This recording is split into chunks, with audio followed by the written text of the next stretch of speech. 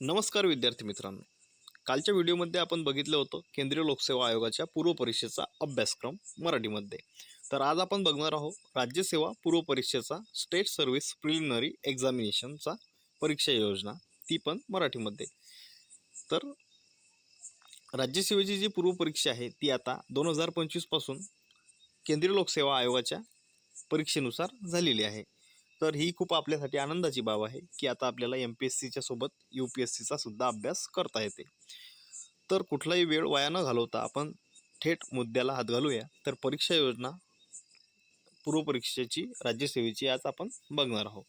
तर पेपर क्रमांक 1 जो आहे तो याच्यामध्ये अनिवार्य आहे. अनिवार्य याकरिता कारण तुमचा जो मुख्य परीक्षेचा रिझल्ट लागणार आहे तो पेपर 1च्या आधारावर लागणार आहे. याच्यामध्ये गुण असणार आहे 200, कालावधी असणार आहे 2 तास, मानक दर्जा पदवी म्हणजे ग्रॅज्युएशन लेवल, माध्यम असणार आहे मराठी व इंग्रजी. म्हणजे याच्यामध्ये जे प्रश्न असणार आहे ते मराठी आणि इंग्रजीमध्ये असणार आहे. एक साईडला मराठीमध्ये आणि दुसऱ्या साईडला तोच प्रश्न इंग्लिशमध्ये. इंग्लिश मीडियमच्या विद्यार्थ्यांना ज्यांना इंग्लिश मधून त्यांचं शिक्षण झालेलं आहे त्यांच्याकरता ही सोय आपल्या आयोगाने करून दिलेली असते. तर पेपराचे स्वरूप असणार आहे वस्तुनिष्ठ बहुपर्यायी मल्टिपल चॉईस क्वेश्चन असणार आहे. जशी पूर्व परीक्षा पूर्वी पण मल्टिपल चॉईस क्वेश्चन व्हायची राज्यसेवेची तशीच ही होणार आहे. तर पेपर क्रमांक 2 आहे अर्थकारी म्हणजे क्वालिफाईंग. याच्यामध्ये गुण असणार आहे 200, कालावधी असणार आहे 2 तास, घटक क्रमांक 1 ते 5 असणार आहे पदवीस्तर, घटक क्रमांक 6 असणार आहे 10वी स्तर आणि घटक क्रमांक 7 असणार आहे 10वी आणि 12वी स्तर. ही त्याची मानक दर्जा जी याची लेवल आहे ती प्रश्नांची लेवल यानुसार राहणार आहे. माध्यम असणार आहे मराठी व इंग्रजी व पेपराचे स्वरूप असणार आहे वस्तुनिष्ठ बहुपर्यायी. मल्टिपल चॉईस क्वेश्चनसुद्धा दोन्ही पेपरांना असणार आहे. याच्यामध्ये टीप आहे सामान्य अध्ययन पेपर क्रमांक 2 CSAT हा अर्थकारी क्वालिफाईंग असून अर्थ प्राप्त करण्यासाठी किमान 33% गुण मिळवणे आवश्यक राहील.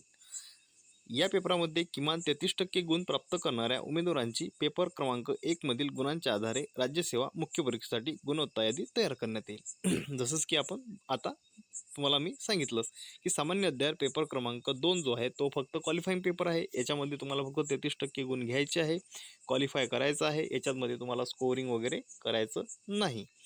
तर जर का तुमचा दुसरा पेपर CSATचा सिव्हिल सर्व्हिस ॲप्टिट्यूड टेस्ट हा जर तुम्ही पास झाले तरच तुमचा पेपर जो आहे 1 हा तपासला जाईल. अन्यथा तुम्हाला त्याच्यामध्ये 200 पैकी 200 मार्क जरी असले तरी तुमचा तो पेपर तपासला जाणार नाही आणि तुमचा रिझल्ट जो आहे तो इथं फेल येणार आहे. आणि पेपर 1चा जो कट ऑफ आहे तो 110च्या आतमध्ये आहे. तर तुम्हाला याच्यामध्ये 33% CSATमध्ये गुण घ्यायचे आहे आणि GS1मध्ये तुम्हाला स्कोरिंग मार्क घ्यायचे आहे जेणेकरून तुम्ही मुख्य परीक्षेसाठी पात्र होणार आहे. आता याच्यामध्ये नकारात्मक गुणदान कशी असणार आहे, पेपर क्रमांक 1 करिता व पेपर क्रमांक 2 मधील डिसिजन मेकिंग आणि प्रॉब्लेम सॉल्विंगचे प्रश्न वगळून उर्वरित प्रश्नांकरिता नकारात्मक गुणदान लागू राहील. तर CSATमध्ये जो पोर्शन असणार आहे लास्टला तो असणार आहे डिसिजन मेकिंगचा. तर त्याच्यामध्ये तो वगळून इतर प्रश्नांकरिता इथं निगेटिव्ह मार्किंग तुम्हाला लागू असणार आहे. तर निगेटिव्ह मार्किंग कशी असणार आहे, प्रत्येक चुकीच्या उत्तराकरिता 25% 1/4 एवढे गुण एकूण गुणामधून वजा कमी करण्यात येतील. तर एक प्रश्न चुकला तर तुमचे 25% गुण इथं कमी करण्यात येतील. म्हणजे 4 प्रश्न चुकले तर 1 मार्क तुमचा इथं कमी होणार आहे. तर या परीक्षेमध्ये एक पॉईंटला सुद्धा महत्त्व असते कारण एका टक्क्यामुळे तुमचा रिझल्ट जो आहे तो इथं फेल येऊ शकतो. तर प्रत्येक प्रश्नाला तेवढंच महत्त्व आहे. एखाद्या प्रश्नाची एकापेक्षा अधिक उत्तरे दिली असल्यास अथवा ज्या उमेदवाराने उत्तरपत्रिकेत पूर्ण वर्तुळ चिन्हांकित केले नसेल अशा प्रश्नाचे उत्तर चुकीचे समजण्यात येऊन त्या प्रश्नाच्या उत्तराकरिता 25% म्हणजे 1/4 एवढे गुण एकूण गुणामधून वजा कमी करण्यात येतील. एखाद्या प्रश्नाचे एकापेक्षा अधिक उत्तरे दिले म्हणजे 4 वर्तुळ आहे त्याच्यामधले 2 वर्तुळ तुम्ही रंगवले तरी सुद्धा ते उत्तर चुकीचं करण्यात येईल आणि 25% गुण त्याच्यामध्ये वजा करण्यात येतील. ही परीक्षा म्हणजे आपली नवोदयाची परीक्षा जशी असते, जशी आपली 4थी आणि 7वीमध्ये स्कॉलरशिपची परीक्षा असते तशीच इथं ॲन्सर शीट असणार आहे. त्यावेळेस पण ती ॲन्सर शीट होती आपल्याला आणि आपल्याला त्यावेळेस शिक्षक सांगायचे की वर्तुळ बरोबर भरा, वर्तुळ अर्ध भरू नका नाहीतर उत्तर चुकीचं समजण्यात येईल. सेम तीच कंडिशन इथं राहणार आहे. तर वर्तुळ तुम्हाला एकच भरायचं आहे आणि पूर्ण भरायचं आहे तरच ते उत्तर योग्य समजले जाईल, अन्यथा ते तुमचं चुकीचं उत्तर समजून तुम्हाला निगेटिव्ह मार्किंग इथं लागू होणार आहे. तर वरीलप्रमाणे कार्यपद्धतीचा अवलंब करताना एकूण अंतिम गुणांची बेरीज अपूर्ण अंकात आली तरी ती अपूर्ण अंकातच राहील व पुढील कारवाई त्याच्या आधारे करण्यात येईल. इथं अपूर्ण अंकाला सुद्धा महत्त्व आहे. तुमचा रिझल्ट 105.25% असा लागणार आहे. तर तुम्हाला जर 105.24% जरी असले तरी तुम्ही इथं फेल होणार आहे. तर इथं अपूर्ण अंकातच तुमचा रिझल्ट जो आहे तो डिक्लेअर होणार आहे. आता एखाद्या प्रश्नाचे उत्तर अनुत्तरित असेल तर अशा प्रकारे नकारात्मक गुणाची पद्धत लागू असणार नाही.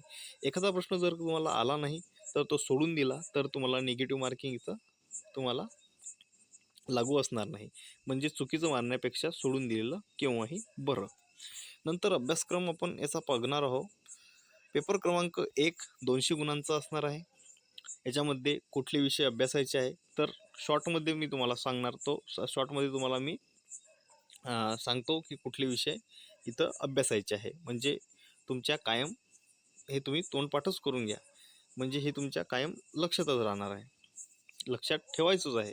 शॉर्टमध्ये आहे, पहिला जो आहे तो असणार आहे करंट अफेअर, ज्याला चालू घडामोडी असे म्हणतात. दुसरा विषय आहे हिस्ट्री, इतिहास. तिसरा असणार आहे जॉग्राफी म्हणजे भूगोल.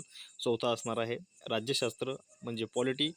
पाचवा असणार आहे अर्थशास्त्र म्हणजे इकॉनॉमी. सहावा असणार आहे आपला पर्यावरण म्हणजे इन्व्हायरमेंट. आणि सातवा असणार आहे सामान्य विज्ञान. तर पहिल्या घटकमध्ये काय असणार आहे, राज्य, राष्ट्रीय, आंतरराष्ट्रीय महत्त्वाच्या चालू घडामोडी. दुसऱ्यामध्ये भारताचा इतिहास व भारतीय राष्ट्रीय चळवळ, महाराष्ट्राच्या भारांशासह भारत व जगाचा भूगोल, महाराष्ट्राचा, भारताचा व जगाचा प्राकृतिक, सामाजिक, आर्थिक भूगोल. तर भूगोल अभ्यासताना याच्यामध्ये नेमकं काय आहे, महाराष्ट्रावर जास्त भर असणार आहे. केंद्रीय लोकसेवा आयोगाच्या परीक्षेमध्ये भारतावर जास्त भर असतो. इथं वेटेज जे आहे ते महाराष्ट्राला जास्त राहणार आहे, कारण ही परीक्षा महाराष्ट्राच्या आयोगामार्फत घेण्यात येत आहे. महाराष्ट्रात अधिकारी निवड करण्यासाठी घेण्यात येत आहे, म्हणून महाराष्ट्राचं वेटेज जे आहे ते इथं जास्त असणार आहे. तर त्यासोबत भारताचा सुद्धा अभ्यास करायचा आहे, पण महाराष्ट्राचा थोडा जास्त करायचा आहे. भारत आणि महाराष्ट्र, राज्यशास्त्र व प्रशासन, संविधान, राजकीय प्रणाली, पंचायत राज, नगर प्रशासन, सार्वजनिक धोरण, हक्क, विषय, प्रश्न इत्यादी म्हणजेच पॉलिटी असणार आहे. पाचवं जो विषय आहे आर्थिक व सामाजिक विकास, शाश्वत विकास, दारिद्र्य समावेशन, लोकशाही, सामाजिक क्षेत्रातील उपक्रम इत्यादी म्हणजेच अर्थशास्त्र. पर्यावरण, पारिस्थितिकी, जैवविविधता आणि हवामान बदल यावरील सर्वसाधारण प्रश्नाला विशेष ज्ञानाची गरज नाही. विशेष ज्ञानाची इथं गरज नाही. सायंटिस्ट लेवलचा इथं अभ्यास गरजेचाच नाही आहे. तर सातवा विषय आहे सामान्य विज्ञान म्हणजेच जनरल सायन्स. हे झाले 7 विषय. शॉर्टमध्ये काय आहे, current affair, history, geography, polity, economy, environment, general science. हे झाले 7 विषय पेपर क्रमांक 1. नंतर पेपर क्रमांक 2 मध्ये कुठले विषय असणार आहे, एक असणार आहे आकलन घटक. दुसरा असणार आहे संवाद कौशल्यासह अंतर व्यक्तिगत कौशल्य. तिसरा असणार आहे तर्कशुद्ध तर्क आणि विश्लेषणात्मक क्षमता. चौथा असणार आहे निर्णय क्षमता आणि समस्या निराकरण. पाचवा असणार आहे सर्वसाधारण मानसिक क्षमता. सहावा घटक असणार आहे मूळ संख्यता, अंक आणि त्यांचे संबंध, परिमाणाचा क्रम इत्यादी. इयत्ता 10वी स्तरावरील विधा अनुयोजन, तक्ता, आलेख, कोष्टक, विधा पर्याप्त इत्यादी इयत्ता 10वी स्तरावरील. आणि सातवा असणार आहे मराठी व इंग्रजी भाषा आकलन कौशल्यासह इयत्ता 10वी आणि 12वी स्तरावरील. याच्यामध्ये तुमचं मॅथ, रिझनिंग असणार आहे.